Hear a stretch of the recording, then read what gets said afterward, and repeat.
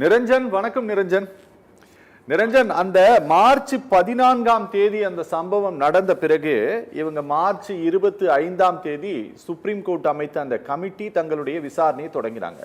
அதுக்கு முன்னால நடந்த விஷயங்கள் எல்லாம் அந்த வீடியோவே உண்மை இல்லை, அப்படி பணமே கிடைக்கலன்ட்டெல்லாம் வெளியான தகவல்கள் எல்லாம் இன்னைக்கு பொய்யா போயிருக்கா? இந்த விவகாரத்தில் என்ன நடந்துட்டு இருக்கு நிரஞ்சன்? இல்ல, ஜஸ்டிஸ் யஸ்வந்த் வர்மாவே உச்சநீதிமன்றத்துக்கு கொடுத்த அறிக்கையில அவர் கொடுத்த ஃபர்ஸ்ட் ரெஸ்பான்ஸ்ல என் வீட்டுல அப்படிலாம் எந்த பணமும் கண்டுபிடிக்கப்படல, தவறா பரப்பப்படக்கூடிய தகவலா இருக்குது அப்படின்ற மறுப்பதான் தெரிவிச்சிருக்காரு. இன்னும் சொல்ல போனா முதல்ல டெல்லி காவல்துறை, டெல்லியுடைய தீயணைப்பு படையினர் முதல்ல அவங்கதான் இன்ஃபர்மேஷனே வெளியே சொன்னது. அவங்கதான் கமிஷனருக்கு லெட்டர் எழுதுறாங்க, இந்த மாதிரி இவங்களோட வீட்டுல கட்டுக்கட்டா பணம் எரிஞ்ச நிலையில நாங்க கண்டுபிடிச்சிருக்கோம் அப்படின்னு.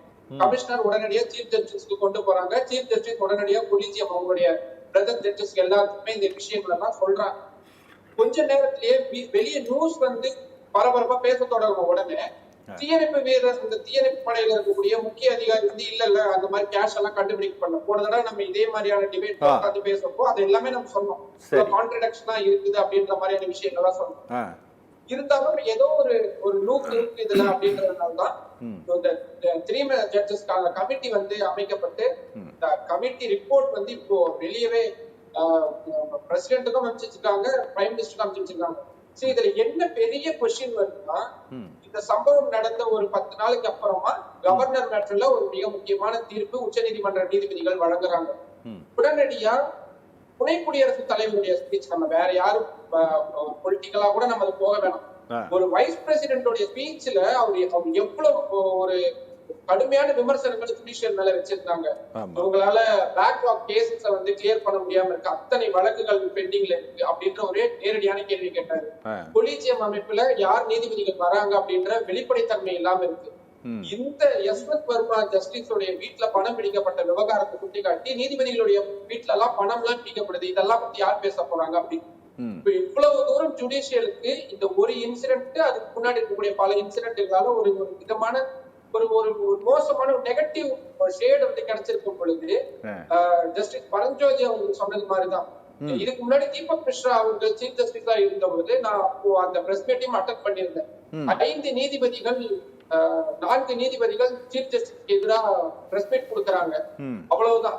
அதுக்கப்புறமா இனிஷியேட் பண்ணது எல்லாமே ஆப்போசிஷன்ஸ் தான். இம்பீச்மென்ட்கான டிராஃப்ட் எல்லாம் ரெடி பண்ணி அது கொண்டு வரதுக்கான முயற்சிகள் எல்லாம் ஈடுபட்டாங்க. இப்போ மீண்டும் மீண்டும் இப்படி நீதித்துறைக்கு சம்பந்தமான அவங்க நீதி வழங்கக்கூடிய முறையில 20 வருஷமா நடந்துட்டு இருந்த பஞ்சாப் சண்டிகர் ஹைகோர்ட்டுடைய ஜஸ்டிஸ் நிர்மல் யாதவ் வழக்கு சில வாரங்களுக்கு முன்னாடிதான் முடிக்க வைக்கப்பட்டது. இப்ப எங்க என்ன கொஸ்டின் வரும், பப்ளிக் நார்மல் என்ன மாதிரி உங்களை மாதிரி ஒரு காமன் ஒரு பப்ளிக் என்ன வரும், அப்போ ஒருவேளை இங்க தீ பிடிக்காம இருந்துருந்துச்சுன்னா அந்த பணம் எப்படி வந்துச்சு, அவர் எதுக்காக வச்சிருந்தாரு, அது எந்த செலவு பண்ண பார்த்தாரு, இந்த விஷயங்கள் எதுவுமே தெரியாம போயிருக்கும் அப்படின்ற ஒரு நியாயமான கேள்வி இருக்கும்.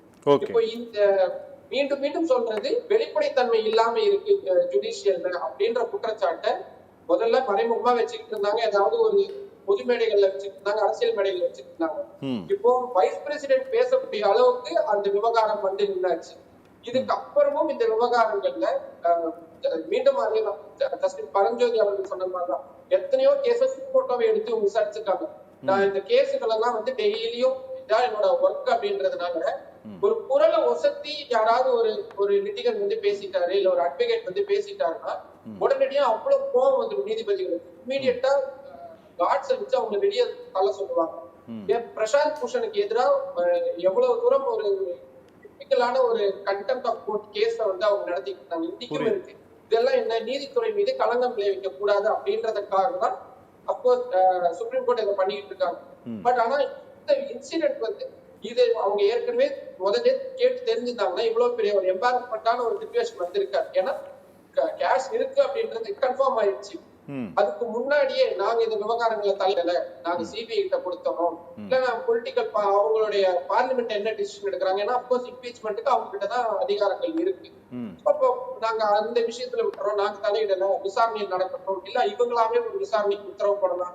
என் போலீஸ் கமிஷனர் கிட்ட இந்த 3 மெம்பர் கமிட்டிக்கு முன்னாடி 70 பேருக்கு மேல அவங்களுடைய பாயிண்ட்ஸ் எல்லாம் கொடுத்துருக்காங்க, அவங்களுடைய கருத்துக்கள் எல்லாம் சொல்லியிருக்காங்க. சரி. டெல்லியோட போலீஸ் கமிஷனர் வந்திருக்கிறாரு, அத்தனை மூத்த காவல்துறை அதிகாரிகளும் வந்திருக்காங்க. இதெல்லாம் தவிர்த்திருக்கலாம். இவ்வளவு விஷயங்கள் நடந்திருக்கவே வேண்டாம். இப்ப இந்த ரிப்போர்ட்ல என்ன இருக்கு அப்படின்ற அடுத்த கொஸ்டின் வரும். பார்லிமெண்ட்டுக்கு போகும் பொழுது இது ஏன் வந்து மூடி மறைக்க முயற்சி பண்ணாங்களா ஜட்ஜஸ் அப்படின்ற ஒரு கேள்வி வரும். இவ்வளவு கேள்விகளையும் தவிர்த்திருக்கலாம். ஆனா இது ஒரு அன்பிரசிடென்ட் ஒரு சிச்சுவேஷன்ல கொண்டு போய் சுப்ரீம் கோர்ட்டா தான் கொண்டு போய் அதை நிறுத்தி இருக்கிறாங்க. இதுல இருந்து இந்த பிளாக் மார்க்ல இருந்து அவங்க எப்படி வராங்க அப்படின்றதுதான் ரொம்ப முக்கியமா பார்க்க வேண்டியதா இருக்கு. ஓகே நிரஞ்சன், என்னன்னா இந்த விவகாரத்தில் முன்னுக்கு பின் முரணான ஸ்டேட்மெண்ட் அபிஷியலாகவும் இவங்க கொடுத்துருக்குறாங்க, அன்அபிஷியலாகவும் கொடுத்துருக்குறாங்க. ஆமா, கரெக்டா 2 வகையாகவும் இவர்கள் கொடுத்திருக்கிறாங்க. 2வது இந்த கமிட்டியின் முன்பாக போய் ஆஜராகி பதில் சொல்லி இருப்பதெல்லாம் வந்து பாத்தீங்க அப்படின்னா இந்த மாநிலத்தினுடைய இந்த நாட்டினுடைய தலைநகரினுடைய கமிஷனராக இருக்கக்கூடியவரெல்லாம் போய் அவரெல்லாம் ஓரல் ஸ்டேட்மெண்ட் கொடுத்திருக்காரு. அவருடைய ஓரல் ஸ்டேட்மெண்ட் எல்லாம் ரிட்டனாக இந்த கமிட்டியால் பதிவு செய்யப்பட்டு தான் இன்னைக்கு பிரசிடென்ட்டுக்கு அனுப்பியிருக்கு. பொதுவாக இன்னைக்கு சுப்ரீம் கோர்ட் ஆஃப் இந்தியா சார்பில் வெளியாகி இருக்கக்கூடிய பிரஸ் ரிலீஸ்ல அந்த கமிட்டியினுடைய ரிப்போர்ட் அப்புறம் ஜஸ்டிஸ் யஷ்வந்த் சர்மாவினுடைய அவருடைய கவுண்டர் பதில் இது 2ஐயும் சேர்த்து அனுப்பியிருக்கோன்ட்டு தான் இருக்கே தவிர அவரை நீக்கம் பண்ண சொல்லி நாங்க ரெக்கமெண்ட் பண்ணியிருக்கோன்ட்டெல்லாம் எதுவுமே இவர்கள் சொல்லலை. எனக்கு என்ன அப்படின்னா, எனக்கு நல்லா நினைவு இருக்கிறது, தமிழ்நாட்டில இருந்து ஒரு சீனியர் கவுன்சிலை வந்து ஹைகோர்ட்டோட ஜட்ஜா எலிவேட் பண்ணி ரெக்கமெண்ட் போகுது கொலிஜியத்தின் சார்பில். ஜான் சத்யன் அவருடைய பெயரு. அவரை அலோ பண்ண மாட்டேங்கிறாங்க. அதுக்கு சொன்ன காரணம் ஐபியினுடைய ரிப்போர்ட் அவருக்கு வந்து எதிராக இருக்கிறது அப்படின்னு சொல்லிட்டு. அப்போ சுப்ரீம் கோர்ட் சார்பில் வந்து வெளியிடப்பட்ட பிரஸ் ரிலீஸ்ல ஐபியினுடைய ரிப்போர்ட்ல குறிப்பிடப்பட்ட அம்சங்களை எல்லாம் அவர்கள் வந்து கோடிட்டு காட்டி அவர்கள் அதுல வந்த ஒரு சில பேராஸ் எல்லாம் கூட இந்த பிரஸ் ரிலீஸ்ல கொடுத்தாங்க. ஆனா இதுல இவ்வளவு ஷார்ட்டாக இவர்கள் கொடுத்துட்டு எல்லா யூகங்களையும் மக்கள் மத்தியிலே விட்டுட்டாங்களே, இதுக்கு என்ன காரணம் நிரஞ்சன்? இல்ல அதுதான் அவங்களுக்கு தெரியுது. அவங்களுக்கு வந்து இது வரக்கூடிய நாட்கள்ல ஒரு பெரிய எம்பாரஸ்மெண்டான சிச்சுவேஷனா மாற போகுது. ஏன்னா இவரை இமீடியட்டா டிரான்ஸ்பர் பண்றாங்க எங்க அலகாபாத் ஹைகோர்ட். அங்க இருந்தா வர அலகாபாத் ஹைகோர்ட்டுடைய பார் அசோசியேஷன் கடுமையான முறையில ப்ரொடெஸ்ட் பண்றாங்க. என்னன்னு, இவர் இங்க வந்தாருன்னா நீங்க பழையபடி இங்க வந்து பிரச்சனைகள் ஆரம்பிக்கும். எங்களோட பெஞ்சும் பாரும் வந்து குப்பை தொட்டி கிடையாது. இதெல்லாம் நம்ம சொன்ன ஸ்டேட்மெண்ட் கிடையாது. கரெக்ட். ரிட்டர்ன்ல அலகாபாத்துடைய பார் அசோசியேஷன் கொடுத்திருக்கக்கூடிய விஷயம். அப்படின்னா அவருக்கு இதுக்கு முன்னாடியும் அவர் மேல நிறைய அலிகேஷன்ஸ் இருந்திருக்கு அப்படின்றதுதான் நம்ம இதன் மூலியமா புரிஞ்சுக்க வேண்டியதா இருக்கு. இவரை எப்படி கொலிஜியம் வந்து ரெக்கமெண்ட் பண்ணாங்கன்ற ஒரு விஷயம் வரும். ஹைகோர்ட்டுக்கு டெல்லி ஹைகோர்ட்டுக்கு எப்படி வந்தாரு? ஏன்னா அவர் கிட்டத்தட்ட ஒரு ஹைகோர்ட்டுடைய சீஃப் ஜஸ்டிஸ் உடைய அந்த ரேங்க்ல இருக்கக்கூடிய ஒரு ஜட்ஜா தான் இருக்கிறாரு. சோ இன்னும் ஒரு 3-4 வருடங்கள் ஹைகோர்ட்டுடைய ஏதாவது ஒரு ஹைகோர்ட்டுடைய சீஃப் ஜஸ்டிஸா போறதுக்கான ஒரு ரேஸ்ல இருக்கக்கூடிய ஒரு பர்சனாவும் இருக்கிறாரு. இப்போ ஒரு அவர் ஒர்க் பண்ண பார்ல இருக்கக்கூடியவங்களே இவ்வளவு தூரம் எதிர்ப்பு தெரிவிக்கிறாங்க. நீங்க கேட்ட மாதிரிதான்.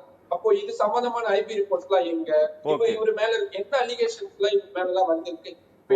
மீண்டும் கேட்கக்கூடிய கேள்வி, அந்த தீ விபத்து அப்படின்றது நடக்காம இருந்துச்சுன்னா இந்த ஜஸ்டிஸ் என்ன பண்ணாரு அப்படின்றது தெரிஞ்சிருக்காரு. நிறைய பேர் சொல்லுவாங்க இல்ல அவரை ட்ராக் பண்றதுக்காக பண்ணிருப்பாங்க அப்படின்னு.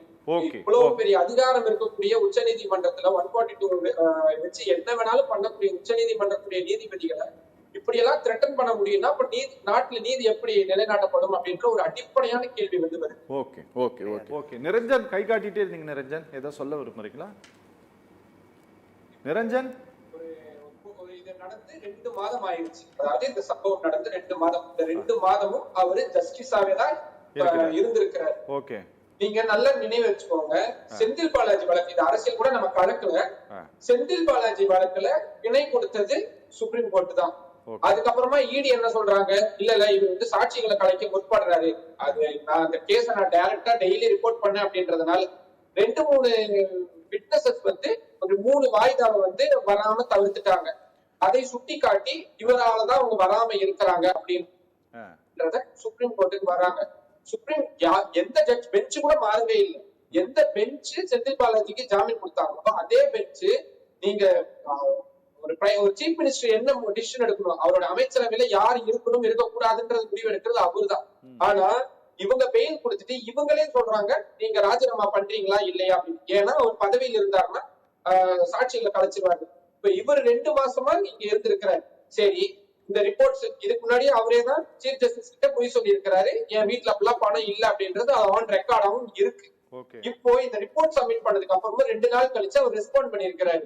இவ்வளவு தூரம் பிரச்சனை ஆயிருச்சு, பணம் கண்டுபிடிக்கப்பட்டது உறுதியா இருக்குது, அவங்களுடைய கமிட்டி தான் கொடுத்திருக்கிறாங்க.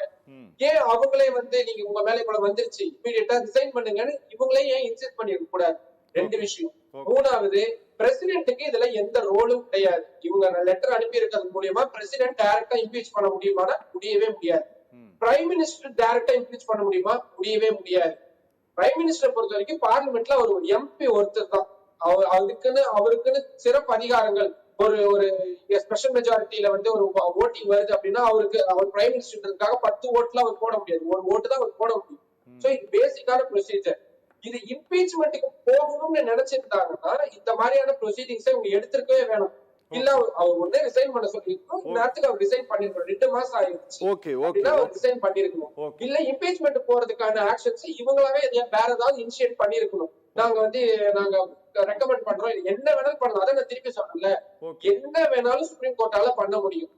சட்டமன்றமோ நாடாளுமன்றமோ உருவாக்கக்கூடிய ஒரு சட்டத்தை இல்லைன்னு சொல்ல முடியும். ஸ்பீக்கருக்கு வானலாவிய அதிகாரம் இருக்கு, அந்த ஸ்பீக்கருடைய அதிகாரத்துக்கு உட்பட்டு இவங்க செயல்பட முடியும். இன்னொரு ஜட்ஜ் மீது இவங்க நடவடிக்கை என்ன வேணாலும் பண்ண முடியும். ஆனா இந்த விஷயத்துல சம்பந்தமே இல்லாத விஷயங்களை ஏன் சுப்ரீம் கோர்ட் பண்ணிருக்கிறாங்க? பிரதர் ஜட்ஜஸ் என்ன சொல்லி இருக்கிறாங்க? இது கலெக்டிவான ஒரு ஐடியாவா? ரொம்ப கவனிக்கத்தக்க விஷயம். இன்னும் 1 வாரத்துல இப்ப இருக்கக்கூடிய சீஃப் ஜஸ்டிஸ் சஞ்சீவ் கண்ணா ரிட்டையர் ஆகுறாரு. சோ அதுக்குள்ள நடவடிக்கை எடுக்கணும். அப்புறம் இன்னொரு சீஃப் ஜஸ்டிஸ் சொல்றாரு, அப்ப திருப்பி ப்ரொசீடிங்ஸ் மாறுமா? எவ்வளவு விஷயம் இருக்கு. இத நம்ம எத்தனை பேர் பேசுறாங்க இது அப்படின்றத இங்க கேள்வியா இல்ல. நிரஞ்சன், என்னன்னா இப்ப எங்களுக்கு என்ன சந்தேகமா இருக்குன்னா, இப்ப எடுத்துட்டு போன பணம் எல்லாம் அப்படி இந்த பணம் எல்லாம் என்ன அப்படின்னா, இது இந்த கேஸ்ல ஒன் ஆஃப் த மெட்டீரியல், இது எவிடன்ஸ் மெட்டீரியல். இதை எடுத்துட்டு போனவங்களே என்ன சொல்றாங்கன்னா, இது கிடைக்கவே இல்லைன்னு சொல்றாங்க. இதை இவங்க வச்சிருப்பாங்களா இல்ல குப்பை தொட்டியில போட்டிருப்பாங்களா, என்ன பண்ணிருப்பாங்கன்னு ஒண்ணுமே தெரியலையே. இது ரொம்ப மர்மமாக இருக்குது. சார் சொன்னாரு, இவர் பதவியில் இருக்கக்கூடிய வகையில் இவர் மேல கிரிமினல் ஆக்ஷன் எதுவும் எடுக்க முடியாது அப்படின்ட்டு சொல்றாங்க. பந்த supreme court of India president கிட்டையும் பிஎம் கிட்டையும் தள்ளி விட்டுட்டாங்க. இவர்கள் எந்த அறிக்கையும் வெளிப்படையாகவும் வெளியிடல. நீங்க சொன்னீங்க பிரதர்ஹுட் ஜட்ஜஸ் என்ன சொன்னாங்க அப்படிங்கிறதும் தெரியல அப்படின்னா, இப்ப சார் சொன்னதை போல இதுவும் காப்பாற்றுவதற்கான ஒரு வகைதான். சார் சொன்னாரு, இவர்கள் கீழமை நீதிமன்ற நீதிபதிகளே கூட இதுவரை தண்டிக்கப்பட்டதில்லை அப்படின்னா இந்த விவகாரத்திலும் அப்படித்தான் நடக்க வாய்ப்பு இருக்கா நிரஞ்சன்? நம்ம இன்னும் ஒரு 5 வருஷம் கழிச்சு இன்னொரு ஜட்ஜு இதே மாதிரி மாற்றுவாரு, நீதித்துறை மீது ஏதாவது ஒரு பிரச்சனை சொல்லி நம்ம இதே மாதிரி டிபேட்ல உட்கார்றப்போ ஜஸ்டிஸ் வர்மா சம்பந்தப்பட்ட கேஸ் நம்ம பேசதான் போறோம். 10 வருஷம் கழிச்சு நம்ம நடக்கப்போ இதேதான் பேசிட்டு இருப்போம். இது வரைக்கும் இந்தியன் ஹிஸ்டரியில 5 முறைதான் இம்பீச்மெண்ட் உடைய ஒரு ப்ரொசீடிங்ஸ்ல இனிஷியேட் பண்ணிருக்காங்கன்னா அப்படி பாத்துக்கோங்க. அப்படின்னா இத்தனை 70-75 ஆண்டு கால உச்ச நீதிமன்றத்துடைய இல்ல நீதித்துறையுடைய வரலாற்றுல 5 நீதிபதிகள் மட்டும்தான் தவறுக்கு உட்பட்டவங்களா இருக்கிறாங்க. நான் சொல்லல, நீங்க சொல்லல. இதே ஆனரபிள் பார்லிமெண்ட்டுக்குள்ள மெம்பர் ஆஃப் பார்லிமெண்டா இருக்கக்கூடிய மஹுவா மொய்த்ரா ராஜ்யசபா எம்பியா ரஞ்சன் கோகாய் வந்தப்ப என்னென்ன பேச்சு பேசினாங்க, இது நீதித்துறைக்கு ஏற்பட்டிருக்கக்கூடிய விஷயம் தான். ரஞ்சன் கோகாய் மீதான குற்றச்சாட்டு வந்தப்ப என்ன பண்ணாங்க, அடுத்து சீஃப் ஜஸ்டிஸா வர போகக்கூடிய எஸ்.ஏ. பாப்டே அவர் ஒரு கமிட்டி அமைக்கிறாங்க. அதுக்கப்புறமா அவங்களே உட்கார்ந்து விசாரிச்சு இல்லைன்னு சொல்லிடுறாங்க. இப்ப அவங்க இல்லைன்னு சொல்லிட்டாங்க, அதை நம்ம விமர்சிக்க முடியாது, அதுக்குள்ள நம்ம போக முடியாது. அது நம்ம மேல கண்டெம்ட்டா மாறி, நம்ம மேல கண்டெம்ட் போடலாம், யார் மேல வேணாலும் கண்டெம்ட் போடலாம், என்ன வேணாலும் பண்ணலாம். ஆனா பப்ளிக் பாக்குறாங்கல்ல, பப்ளிக்கு நீதித்துறை மீதான ஒரு நம்பிக்கைன்னு ஒரு விஷயம் இருக்குல்ல, அவங்க மனசுக்குள்ள ஒரு வருத்தம் இருக்குல்ல, அந்த விஷயத்துக்கு யாராலையும் கண்டெம்ட்டோ எதுவுமே போட முடியாது. ஒரு பொலிட்டிக்கல் தளத்துல வச்சு இன்னைக்கு சிபிஐயும் இடியும் நம்ம ஏன் எல்லாரும் ரொம்ப பயங்கரமா கொஸ்டின் பண்றோம். அவங்களுடைய நம்பிக்கைத்தன்மையை பத்தி நம்ம ஏன் திருப்பி கொஸ்டின் பண்றோம்? ஏன்னா அவங்க ஒரு சார்பா நடக்கிறாங்க அப்படின்ற புகார்கள் தொடர்ந்து வந்துகிட்டே இருக்க, ஒரு செயல்பாடுகள் அப்படியே இருக்கு. ராஜசேகர் சார் சொன்ன மாதிரிதான் பொலிட்டீஷியன்ஸ் நம்ம சார், இப்ப எனக்கும் உங்களுக்கும் நம்ம 2 பேருமே ஜேர்னலிஸ்ட். நமக்கு ஒரு பொலிட்டீஷியனுக்கு எகென்ஸ்டான ஒரு புகார் கிடைக்குது, ஒரு ஜட்ஜுக்கு எகென்ஸ்டான ஒரு புகார் கிடைக்குது. நம்ம எதை தைரியமா போட முடியும்? பொலிட்டீஷியனுக்கு எதிராக இருக்கிறது நம்மளால தைரியமா போட முடியும். கண்டென்ட் தான் பாத்துக்கலாம், நம்ம அதை பேஸ் பண்ணிக்கலாம்னு இருக்கும். ஆனா ஒரு ஜட்ஜுக்கு எதிராக இருக்கக்கூடிய ஒரு சின்ன விஷயத்த போடுறதுக்கு நம்ம எவ்வளவு பயப்படுவோம், எவ்வளவு தயங்குவோம். அந்த பயம் இருக்கிற வரைக்கும் இந்த மாதிரியான விஷயங்கள் நடந்துகிட்டே தான் இருக்கும். நான் ஒரு 10-12 வருஷம் எக்ஸ்பீரியன்ஸ்ல நான் உறுதியாவே சொல்லணும்.